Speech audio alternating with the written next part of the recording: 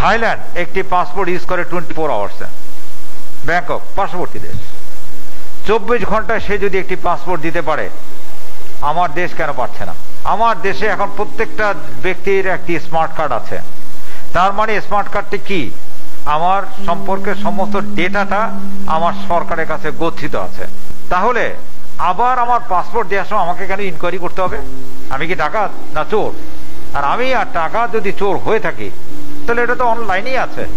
আপনি যখন আমার নামটি সার্চ করবেন, আমার নামে যদি কোনো মামলা থাকে, এটি লেখা থাকে, আপনি দিয়ে না আমাকে পাসপোর্ট, ইনকোয়ারি করেন। কিন্তু ঢালাও ভাবে আমাকে সবাইকে কেন ইনকোয়ারি করতে হবে? তাহলে এই স্মার্ট কার্ডের ভ্যালুটি কোথায়? প্রত্যেকটা পাসপোর্টের সাথে একটি পুলিশ ক্লিয়ারেন্স লাগে। একটি পুলিশ ক্লিয়ারেন্স গ্রহণ করা যে কত টাফ, আপনি যদি কেউ এখানে থেকে থাকেন, আপনার নিজের পুলিশ ক্লিয়ারেন্স আপনি বের করে নিয়ে আসেন, আমি দেখি কতদিনে আপনি পারেন।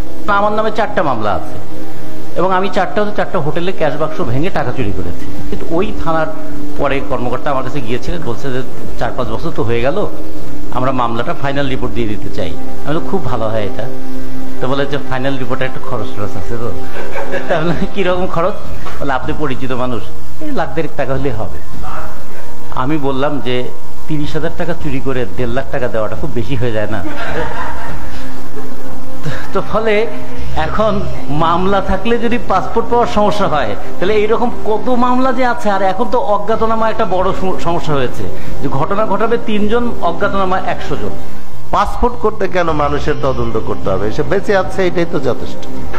একটা মানুষ নাগরিক, সে একটা পাসপোর্ট করবে, এটা তার আইডেন্টিটি, এর জন্য আবার তদন্তের দরকার নেই। এক সময় চুরি ডাকাতি করে পালিয়ে যেত, এই জন্য তদন্ত করতে হতো। এখন দিস ইজ মাই প্রাইড, আমি বাংলাদেশের citizen, I have a passport. আমি যাই বা না যাই, এটা তো ইমিগ্রেশন যখন হবে, যখন আমি পার হব, তখন নিড টু এনকোয়ার। আমি একটা কার্ড পাবো, একটা পাসপোর্ট পাবো, এর জন্য আমাকে কেন, আমার যদি এনআইডি থাকে, তাহলে পাসপোর্ট পাওয়ার জন্য কেন আমাকে কি করতে হবে?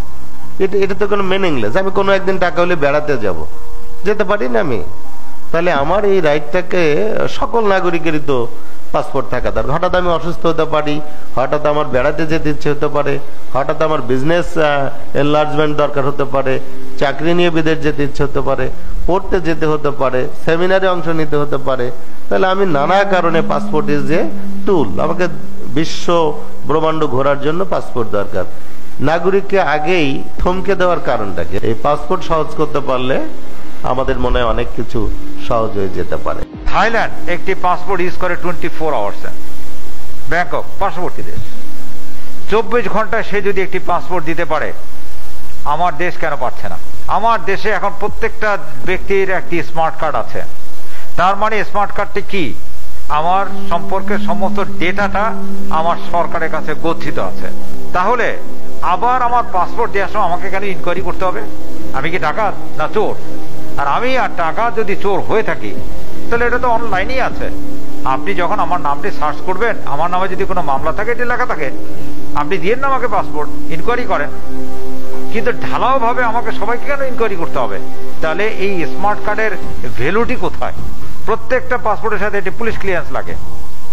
একটি পুলিশ ক্লিয়ারেন্স গ্রহণ করা যে কত টাফ, আপনি যদি কেউ এখানে থেকে থাকেন, আপনার নিজের পুলিশ ক্লিয়ারেন্স আপনি বের করে নিয়ে আসেন, আমি দেখি কতদিনে আপনি পারেন।